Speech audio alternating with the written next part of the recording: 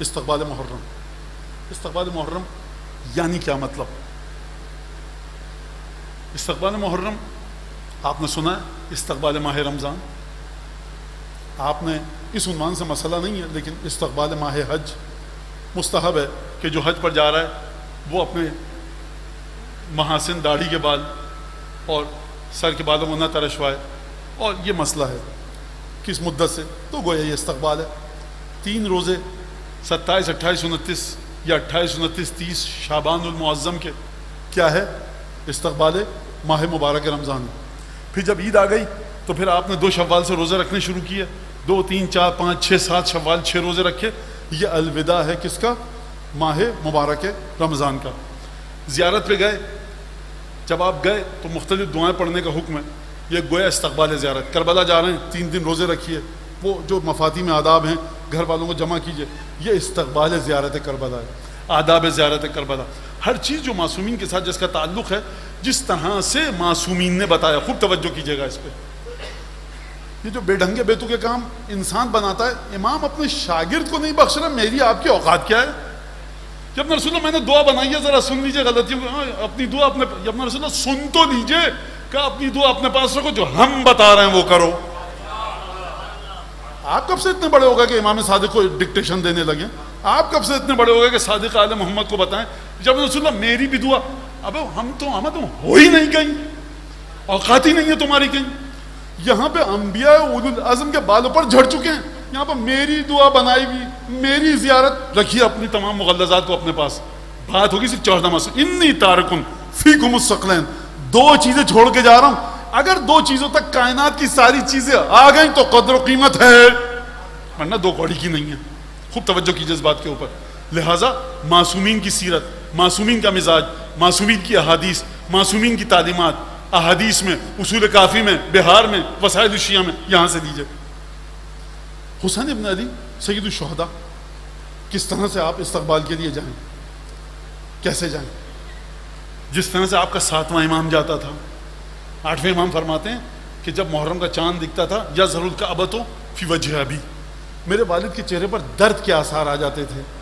اور اذا کان العاشر من المحرم، اور جب محرم کی 10ویں تاریخ آتی تھی، کان یوم حزنہ و بکائہ، جب 10ویں محرم آتی، 10ویں کا دن کوئی اور کام نہیں کرتے تھے میرے والد، صرف حزن اور بکا اور گریہ اور ماتم. یہ ایک چیز. حسین ابن علی سید الشہداء صلوات اللہ وسلام علیہ، کس طرح سے انسان جائے. تہذیبوں پہ تہذیبیں آئیں، تمدنوں پہ تمدن آئے، سویلائزیشن، کسٹمز، کلچر آئے، ختم ہو گئے. خدا سورہ مریم کی آخری آیت میں فرماتا ہے وَكَمْ أَهْلَكْنَا قَبْلَهُمْ مِنْ قَرْنٍ هَلْ تُحِسُّ مِنْهُمْ مِنْ أَحَدٍ أَوْ تَسْمَعْ لَهُمْ رِكْزًا. حبیب یہ بتاؤ کتنی تہذیبیں آئیں، ہم نے سب کو برباد کر دیا، ختم ہو گئی ساری تہذیبیں. جتنی تہذیبیں ختم ہوئی، ان میں سے تم کسی انسان کے بارے میں، ایک انسان کے بارے میں تمہیں پتا ہے کون تھا؟ یہ مونجودارو، ٹیکسلا، ہڑپا، اس میں کسی کا پتا ہے کہ کوئی ایک شخص کا نام بتائیے کہ یہ صاحب یہاں رہتے تھے، والد کا نام یہ تھا؟ نہیں ملتا. او تسمع لہم رکزا، ہلکی سی آواز بھی آ رہی ہے کسی کی، جو ایک شور و غل مچا ہوتا تھا، با ادب، با ملاحظہ، ہوشیار، شہنشاہ عالم، جہاں پناہ ذل الہی تشریف لا رہے ہیں. ان کا جب گھوڑا آتا تھا بازار میں سرکار، تو کسی کی ہمت نہیں ہوتی تھی، گھوڑوں کے رستے روکے. برباد کر دیا ہم نے سب کو، سب برباد ہو گئے، تہذیبیں ختم ہوتی گئیں. نمرود آئے، فرعون آئے، سب ختم ہو گئے. باقی کون رہا؟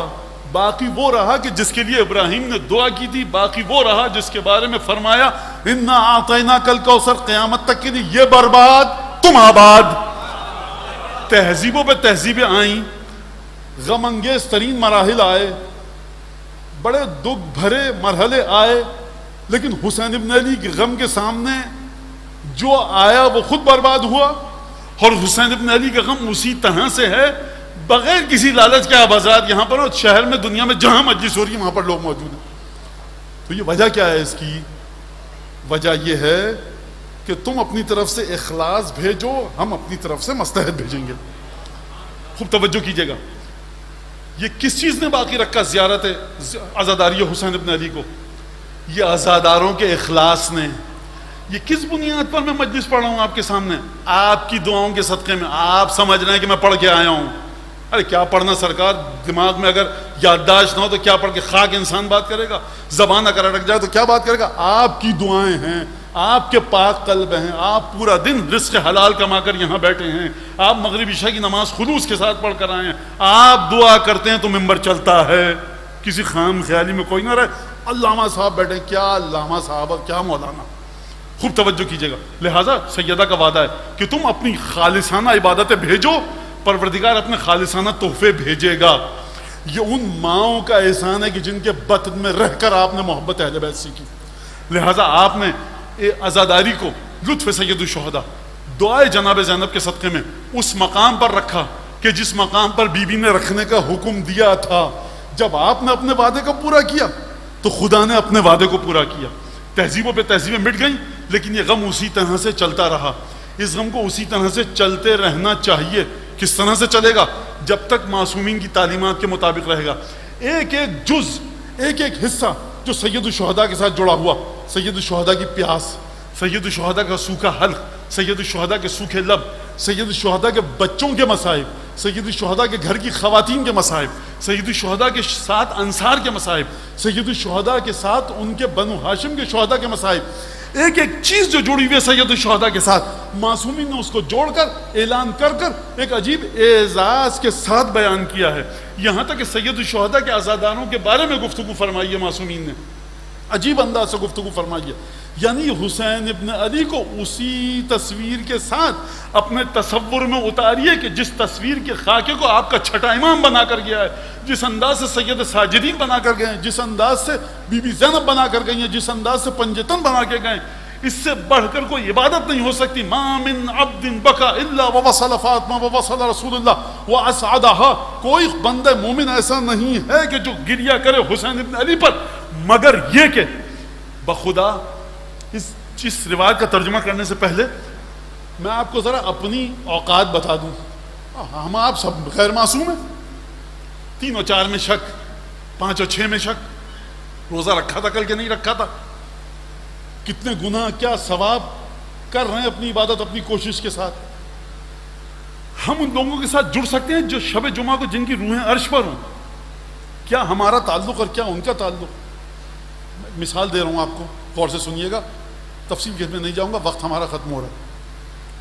ایک جگہ پر بہت بڑا خانوادہ ہو، کسی بادشاہ کی 10 سلطنتوں کا مالک ہو، 100-200 گاؤں اس کی نگین کے نیچے آتے ہوں، اس کے گھر میں کوئی موت ہو جائے، آپ کا اس سے کوئی تعلق نہیں ہے، بس آپ اس کے گاؤں میں رہتے ہیں، گلی میں آپ آئیں اور پچھاڑے مار مار کے گریہ کریں، گھر کے تمام لوگوں کو گلے لگائیں، خواتین کا ذکر کریں، تھوڑی دیر بعد اس کو چبھے گی بات، بھائی آپ میرے گاؤں میں گلی کے نکڑ پہ رہتے ہیں، آپ نے تعزیت پیش کر، آپ ٹھیک ہے، اب حد سے زیادہ گریہ کیا، باہر نکل، اور میری گھر کی خواتین کے بارے میں آپ کیوں پوچھیں کہ ان کی طبیعت کیسی ہے، اس غم سے جانبر ہو پائیں کہ نہیں، آپ کی والدہ کے دل میں دکھ تو نہیں ہے، تعزیت پیش کیجیے گا، اچھا نہیں لگے گا، توجہ فرما رہے ہیں آپ کیا نہیں فرما رہے؟ مثال میری سمجھی جا رہی ہے کہ نہیں سمجھی جا رہی؟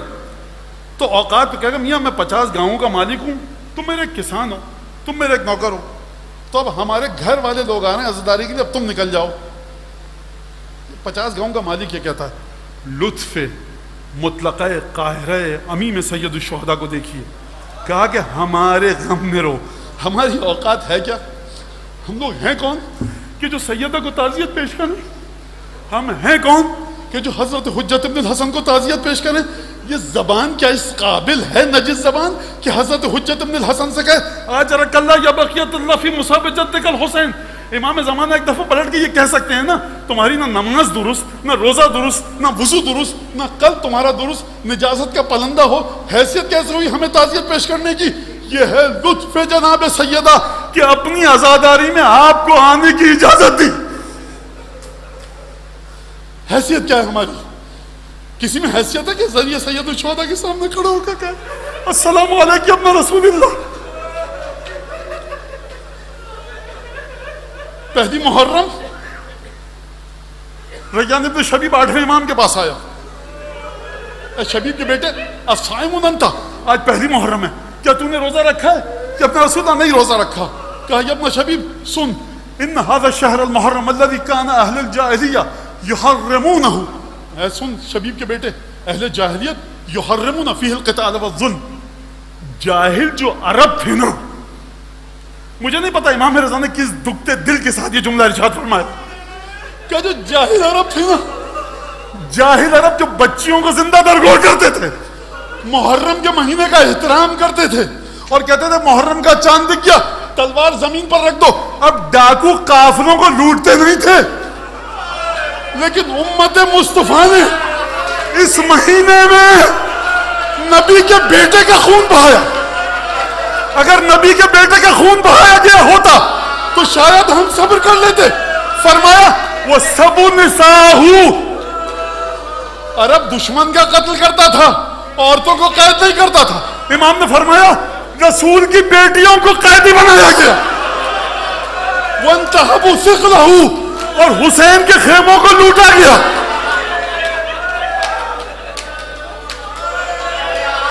اب امام رضا نے عجیب کہا وَقُتِلَ مَعَهُ مِنْ أَهْلِ بَيْتِهِ 18 رَجُلًا مَا لَهُمْ عَلَى وَجْهِ الْأَرْضِ مِنْ شَبِيهٍ. اور حضرت رضا فرما رہے ہیں کہ میرے بابا حسین کے ساتھ میرے گھر کے 18 ایسے نوجوانوں کو شہید کیا گیا. زمین پر ان کی طرح کوئی نہ تھا. جانتے ہو تمہارا 8واں امام کیا کہہ رہا ہے؟ کہہ رہا ہے قاسم جیسا نوخیز تھا، آن و محمد جیسے نوجوان تھے، میرا عباس جیسا چچا تھا، علی اکبر جیسا بھائی تھا، 18 بنی ہاشم تھے، علی اصغر جیسا 6 مہینے کا بھی تھا. ان کو قتل کیا گیا. اور اس کے بعد امام نے عجیب جملہ فرمایا، یہ اپنا شبیب دیکھو، اس دن گریا کرو. اور فرمایا آج کے دن اہل جاہلیت تلوار زمین پر رکھ دیتے تھے، لیکن امت مصطفیٰ نے کیا کیا؟ ذبح، انہوں نے ذبح کیا. کس کو ذبح کیا؟ ذبح الحسین کما یذبح الکبش. انہوں نے ہمارے جد حسین کو اس طرح سے ذبح کیا جس طرح سے قصاب قربانی کے جانور کو زندہ کرتا ہے. میں ایک جملہ کہوں گا امام رضا کی خدمت میں کہوں گا، اے ابو الحسن، جب قصائی ذبح کرتا ہے نا جانور کو تو پانی دیتا ہے. آپ کے جد